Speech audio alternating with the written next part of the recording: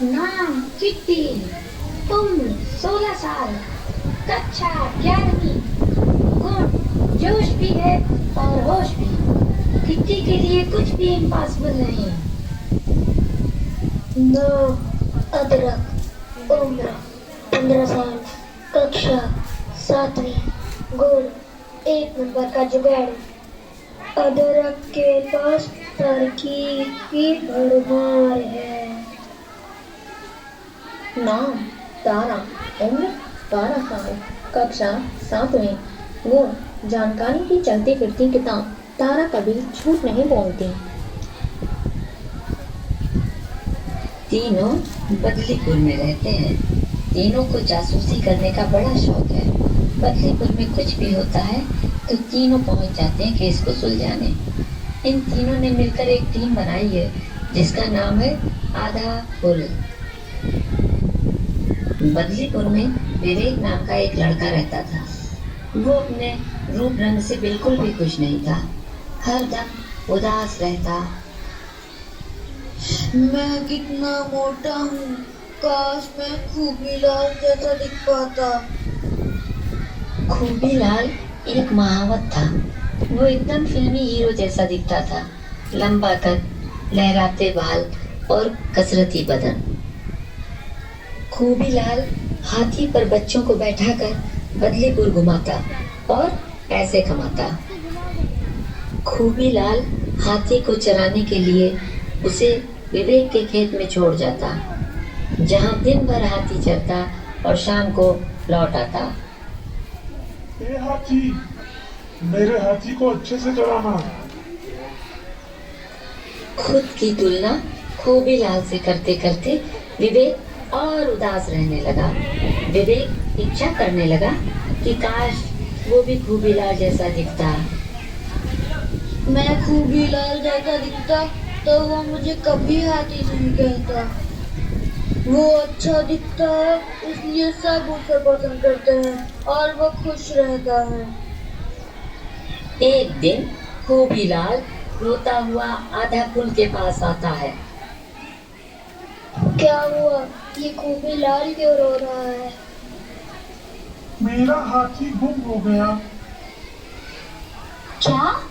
हाथी कैसे गुम हो गया? मैं रोज हाथी के खेत में अपना हाथी छोड़ के आता हूँ।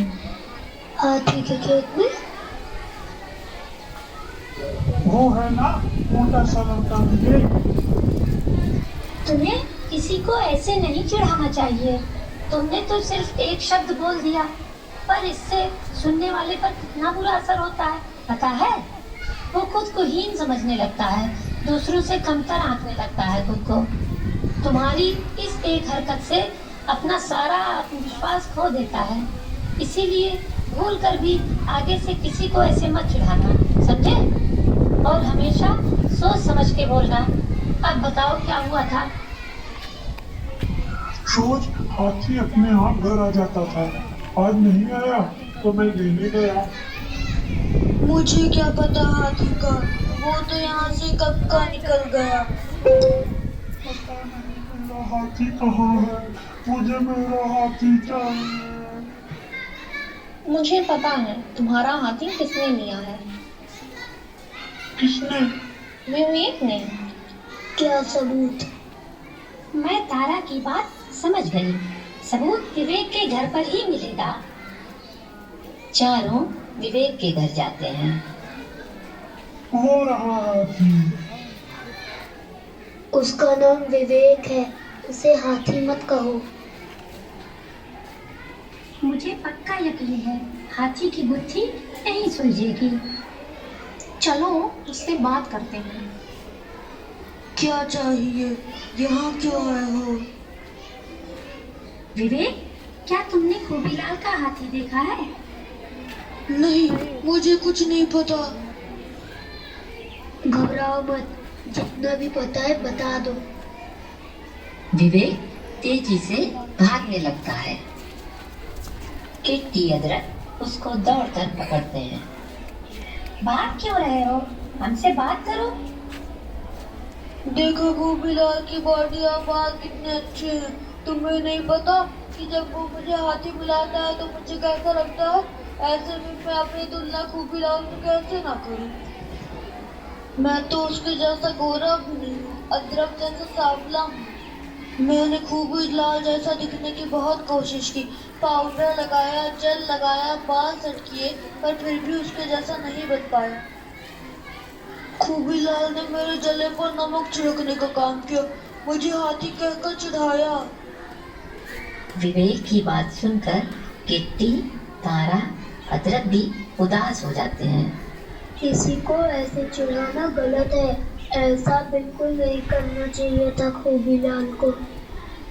मैं खूबीलाल जैसे ना दिख पाने के कारण खुश नहीं रह सकता, पर उसको तो अपने जैसा उदास बना सकता हूँ। यही सोचकर मैंने हाथी छुपा दिया। तो ये बात है। विवेक की बात सुनकर सबको मामला समझ आ जाता है।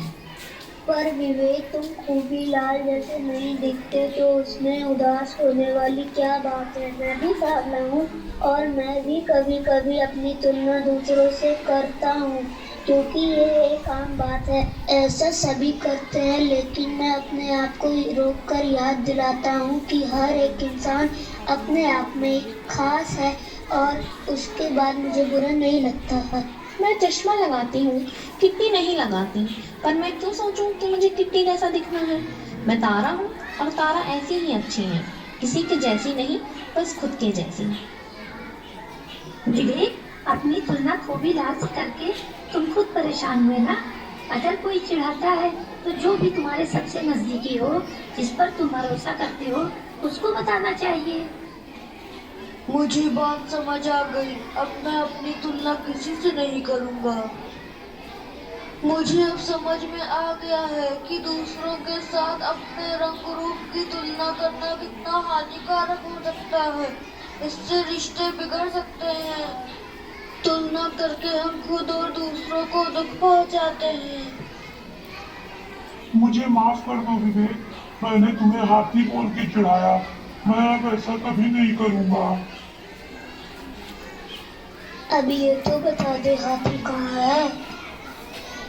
विवेक सबको खेत में ले जाता है। वहाँ गन्ने के बड़े से ढेर के पीछे हाथी खड़ा होता है।